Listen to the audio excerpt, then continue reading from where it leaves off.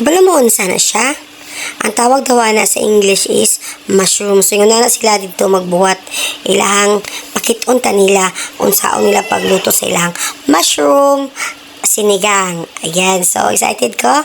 So, while nagtanaw ko, nag-video na lang pod ko aron na ma-view pod ninyo appeal yun sa nila pagluto. Kay ako, murag na baguhan ko kay wala pa jud ko katilaw ani nga pagkaon.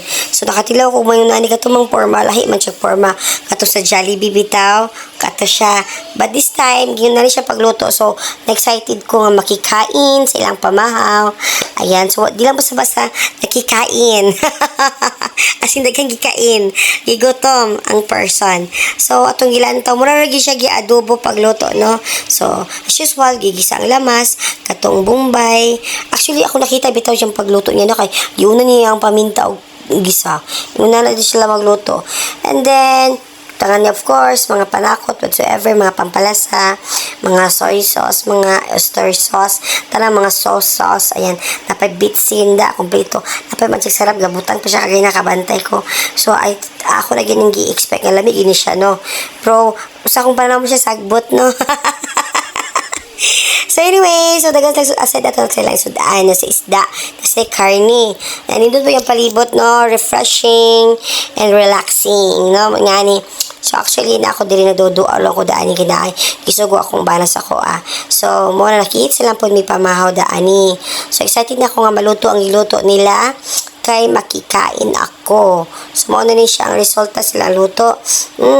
Ako na nasimutan, lami siya.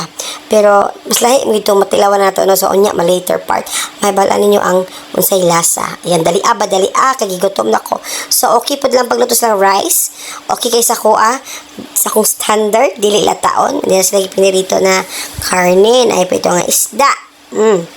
Paborito ganyan lang isda So first di mawala ang suka kay dira matoy suwa ang atong mga isda karni uban pang sudan niya na adiana. So kasi kati wag siya ning kaon daw so ako rin ka may pa akong alaking kaon po siya. Medyo lang nga lang siya kaya na siya paminta and then sili. And itagaan ko nilag kape pero di mo ko mga piso Milo na lang. So morning Milo di ko pwede isara ka Milo ko mga kabongga kay ano. Ang budget yun ako pang duha So, muna siya. So, kutawan ako Milo. Yung ali po ko magutog Milo tagduha siya sa kabaso. And then, gamay ako water.